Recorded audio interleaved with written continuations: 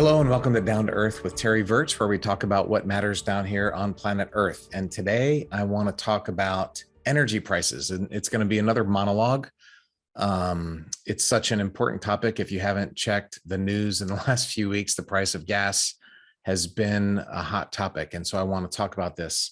And for me, listening to politicians talk about energy prices is kind of like listening to politicians talk about anything that requires intelligence and thoughtfulness. It pretty much makes my head explode. So I just want to have a discussion about it. And importantly, I'm not an economist and I'm not an oil trading expert. I took macroeconomics in college back in the day. I think I got a B. But I do work in the energy industry. I have a startup company.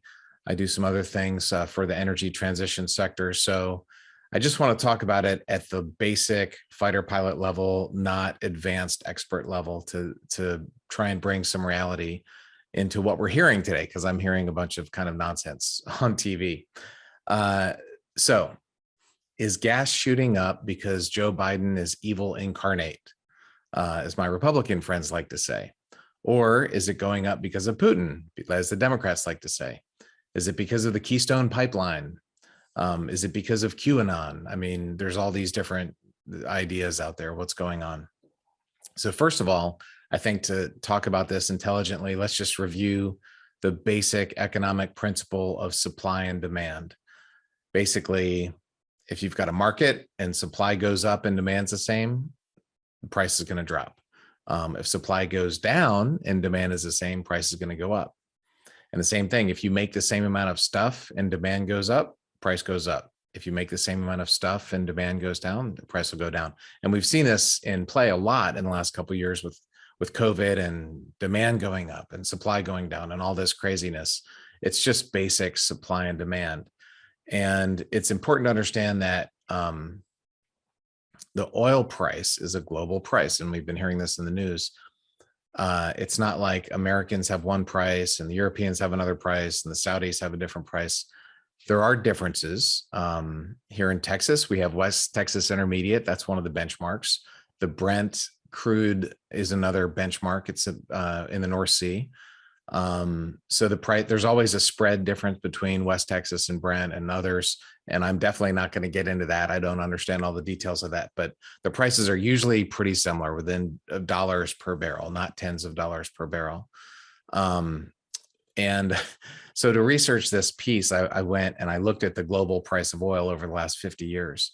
And it looks like if you give a 2-year-old a crayon, or if you put some ink on your dog's paws and let them walk over a sheet of paper, that's kind of what the price of oil is like. It goes up and down and up and down. It's a crazy, volatile market to a certain extent, but it's not entirely crazy. So if you look at the real price today, 2022 dollars, in the 80s and 90s, it was pretty low, down around 40 to 50 bucks. It jumped up to over $100 or $100 or more, basically for a decade between 2005 and 2015. Then 5 years ago, it crashed down back to 50 or $60. It's been a disaster for the oil industry for the last 5 or 6 years. Over the last year, it's been marching back up, which is what you'd expect coming out of a global pandemic, and the economy has been heating back up. You'd expect the price of oil to go up. But it's important to talk about that in real terms. We're not at the high, you hear on the news a lot, we're at the highest oil prices ever. Well, in real terms, we're not. In real terms, back in the 70s, like 1979, when we had the Middle Eastern oil crisis, it was actually higher than now.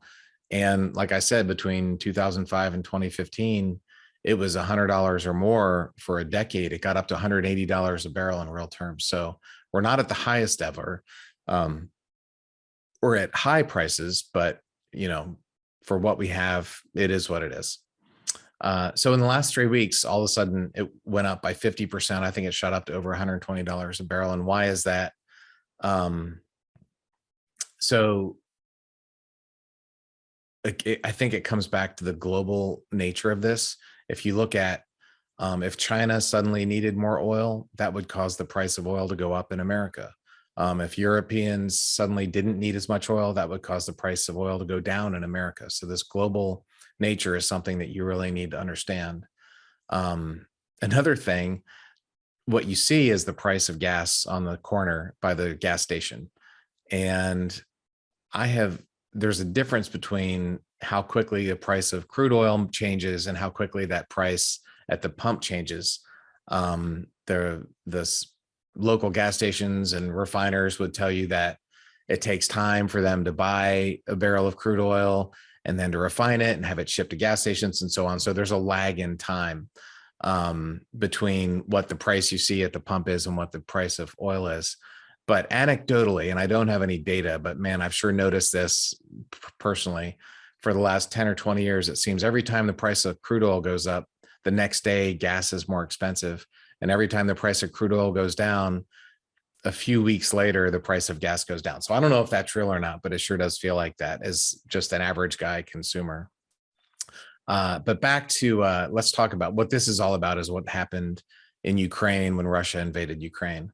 And so basically everybody knew that that supply of oil was going to be constrained because everybody assumed that there would be sanctions on Russia. They wouldn't be producing as much oil. And if demand is the same and supply goes down, the price is going to go up, right? That's just the law of supply and demand. And Russia's an important producer of crude oil. They're on the top 3 globally of crude oil. America's number 1, and then Russia and Saudi are basically tied for second and third. So any disruption to such an important supplier is going to affect global prices. Now, Russia's still only about 10% of the global oil supply, and we're not going to lose all Russian oil. They're still going to produce some and put it out there. So, but still a few percent less oil is going to cause prices to go up. Should the price of oil have shot up by 50% if we lose 2% of our production? I'm not an economist. I'm not an oil trader.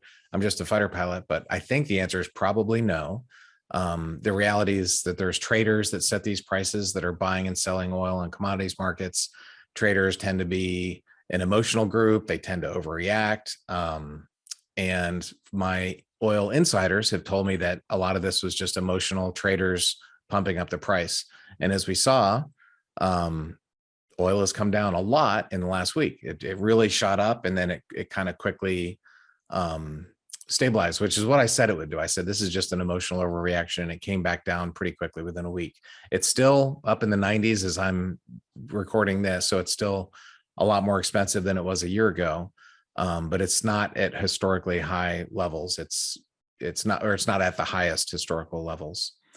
So the bottom line is that even though this is painful and it's going to cause some manner of inflation, it's going to cause us to spend more on gas and less on other things. The oil market is working as you'd expect. The market is efficient. There's a war, and that wars cause uncertainties. Markets don't like uncertainties. That causes prices to go up. And supply is less, and that causes prices to go up. These are things that you'd expect. Which brings us back to the question, is this Joe Biden's fault? And I would say, well, if you want approximate cause, this is Vladimir Putin's fault. The war didn't have to happen. He decided it would happen because of his own vanity. And because of that, these prices spiked. And if you think about that, not only is this war killing innocent Ukrainians and Russian soldiers who, honestly, most of them probably don't want to be in Ukraine killing their cousins. Not only is he killing people and destroying the country, he's causing global economic pain and inflation, and might potentially lead to a global recession because of one man's vanity, which I'm going to get to this later. This is an awful situation. Hopefully it ends soon. Hopefully the war ends, most importantly, but the economy can return to some normal situation. But it's important to wrap our brain around what's happening, what's the real root cause of this. This is a global economy, and a lot of factors affect it. And when you talk about oil policy, and when you hear the pundits speaking, especially on certain networks, Keystone comes up, the Keystone pipeline. It's been the most visible controversy in America probably for the last decade, and when it comes to energy policy. So let's talk a little bit about what Keystone is. There's actually several phases of Keystone, and the first few phases are already in operation and built. It's basically a pipeline that takes crude oil from northwestern Canada and brings it down to refiners in the States, especially Cushing, Oklahoma, but also others in the Midwest. And also there's one of the phases put a line from Cushing down to Houston, where there's a lot of refineries here in Houston, the energy capital of America, maybe of the world.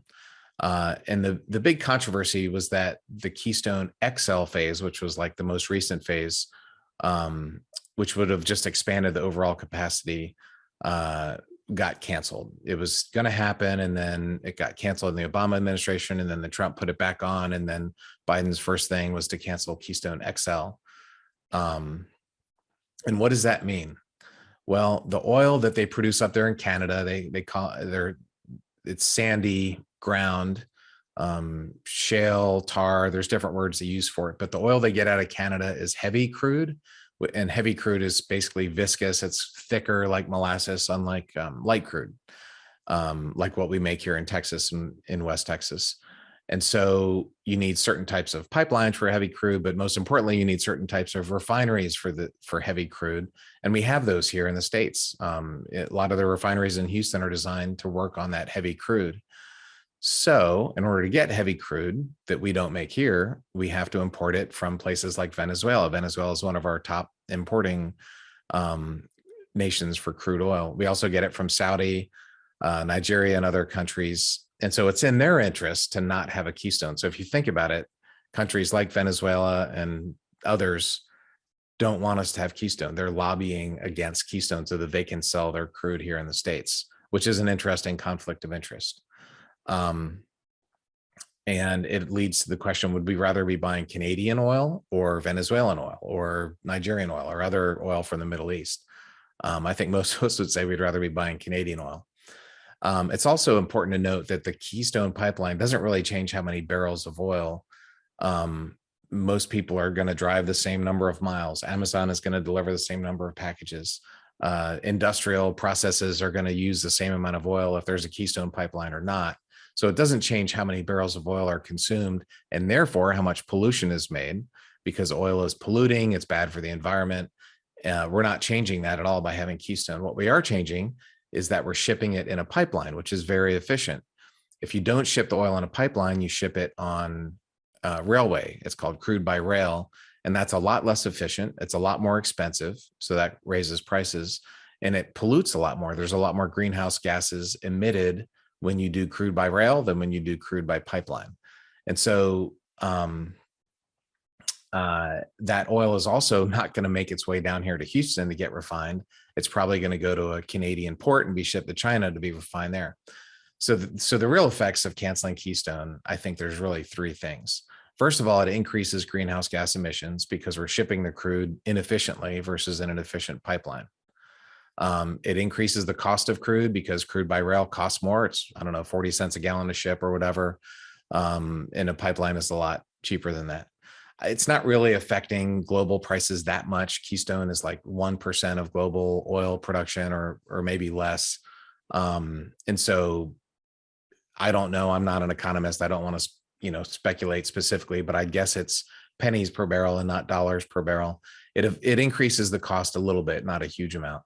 But the third impact is that we're importing oil from Venezuela and not Canada. And Canada is probably a better customer, I would say.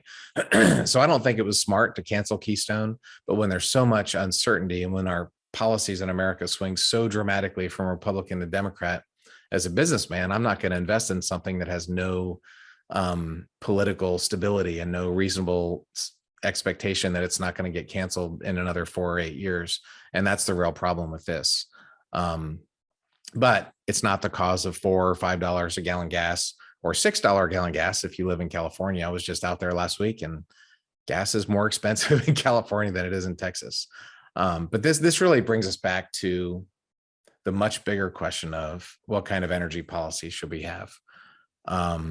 And I would say there's a couple of overriding priorities here, probably 3 overriding priorities. And the first priority is that we need energy. A modern global economy, a modern thriving society needs energy. You need electricity, you need heat, you need air conditioning, you need transportation, and all those things come from energy. So our first priority is to have that energy, especially for poor countries. The way to bring poor countries out of poverty is to give them energy. And that's human misery. That's something that we need to be doing. The second priority, I would say, is that we need to have better sources of energy. Oil and gas has been great. In the 20th century, there was a massive improvement in the human condition. People live much better lives now than we did a century ago. And a lot of that is because of oil and gas. It enabled this incredible growth in economy in much of the world, not in all of the world, but in much of the world. But going into the 21st century, we need cleaner energy. We need to pollute less. We need to take care of the climate. We don't want to leave our kids and our grandkids and our great grandkids with a mess. And so we do need better, cleaner sources of energy. But my third point, and I think our well, maybe not overriding, but this is super important, is that we need energy that gives us geopolitical security. Our focus for the last few decades has been reducing our dependence on Middle Eastern oil. This massive 20th century wealth transfer to the Middle East has not been good for the West, for the developed nations. We've been fighting continuous wars in the Middle East for decades. That created a real mess. And so we need to have that same desire to not cause a similar situation in the future. And it's not only the Middle East. There's countries like Russia and Venezuela that are producing oil that are not necessarily great friends to have on the international stage. But in our rush to electrification, in our rush to wind and solar and batteries, we're putting ourselves in a similar position because all those technologies are either wholly or very largely dependent on China. China's had an amazingly successful national strategy for the last 20 years to bring solar production almost entirely to China. American solar production has been destroyed. It ended a decade ago. They've been buying, and through the Belt and Road Initiative and some nefarious techniques, taking over a lot of the world's minerals that are required for batteries, cobalt and other minerals that you need for these batteries. China's done a great job positioning themselves for the energy transition. The problem is, if we're going to send trillions of dollars for wind and solar and battery components to China, we're just strengthening the Chinese Communist Party.